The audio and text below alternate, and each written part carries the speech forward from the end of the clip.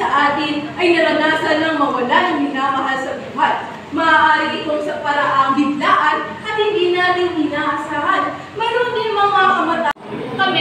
Kami ang iyong mga mamamayan at kami ang humaharap sa mga hamon at problema sa kasalukuyang panahon sa ating bayan. Kaya humihingi kami ng tulong sa inyo at nagmamakaawa. Itigil niyo ng gera, itigil niyo ng gulo.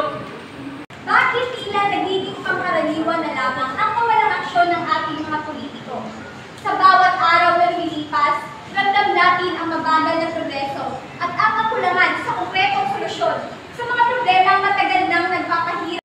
Patungkol sa mga tulitanong tao na patuloy pa rin nagpapamalas ng kanilang mga natatanging talento.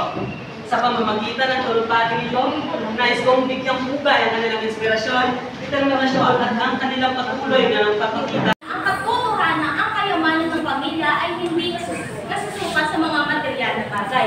Ang tunay na kayamanan ng pamilya ay matatagpuan Sa bawat kaarawan, tayo ay pinagbibigyan ng pagkakataon na harapin ang mga pagsubok, maging responsable, maging bakto at lanuhan ang mga hakbang na ating gagawin sa ating mundo. Tinubay at inspirasyon sa inyong lahat. Maraming salamat sa inyong pakikinig sa muling magandang. Hamon at inspirasyon ang aking talumpati para sa patuloy nating pagtahak sa landas ng ekonomiya.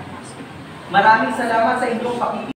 Nais kong tandaan ninyo na ang inyong mga nais kong tandaan ninyo na ang pagiging matyaga ninyo at ang pagiging determinado ay ang magiging sandata ninyo sa hinaharap.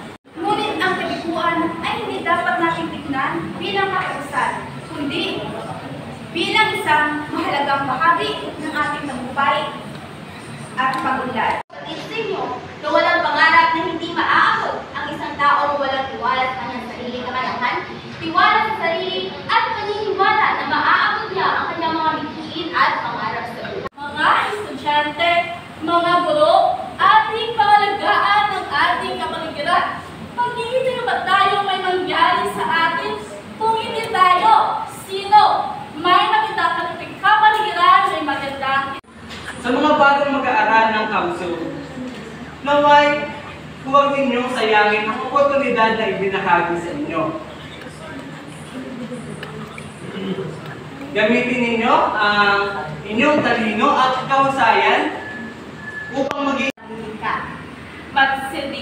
magkaisa tayo para sa isa't isa at magsilbing inspirasyon tayo sa kanila upang mas lalo pa natin makilala ang ating buhay. Maraming salamat. Ay magpatuloy tayo sa pagtatapos, naway tayo ay magpakatatag. Sa ito na ang mundo ay puno ng pagkakataon para sa mga taong gustong mag-aral at gustong magtagumpay. ng paggalang sa lahat. Tratuhin natin ang isa't isa ng may kapagitan ng pagkikiraman. Yakapin natin ang pagkakaiba. Tunay na kagandahan ay nagmumula sa kalooban ng isang kaugali ng tao. Dito nakaloob ang kagandahan ng ating buhay kapag may kabutihan tayo.